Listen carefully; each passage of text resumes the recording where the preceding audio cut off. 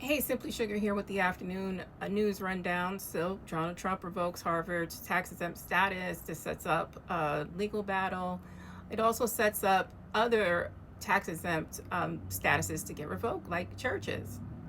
Um, you know, what's funny is there's a saying, what goes around comes around. And this is another example of you wanting to hurt people and entities, but you're going to end up hurting yourself. And I'll love to see when this comes back around and you get your church's tax exempt status revoked, and you get your bogus charities um, statuses revoked. And I'm here for that.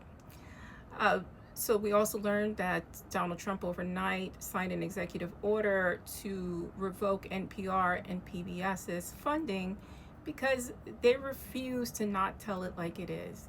If you are a terrible person, then you're a terrible president in person. If you manipulated the stock market, then you're guilty of a crime. I mean, if you are convicted of 30 some odd felonies, you are a felon.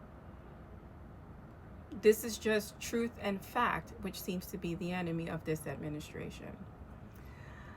I'm sure this is going to court, as everything goes to court. For a president who doesn't want to go to jail, he certainly likes to set himself up for court battles, but whatever.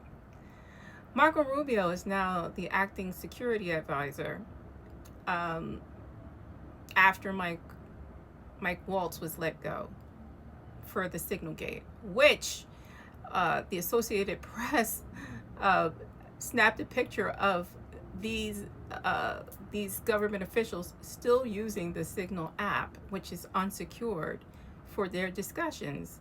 So these are just like spoiled children that are just going to do what they want to do until something really hits the fan, which I don't know how it can get much worse, but of course it can. So let me stop speaking on that because I don't want to put our safety um, in jeopardy here. But I'm sure these smart hackers are already getting this information and will leak it to, I guess, the appropriate parties. I don't know how any of that works.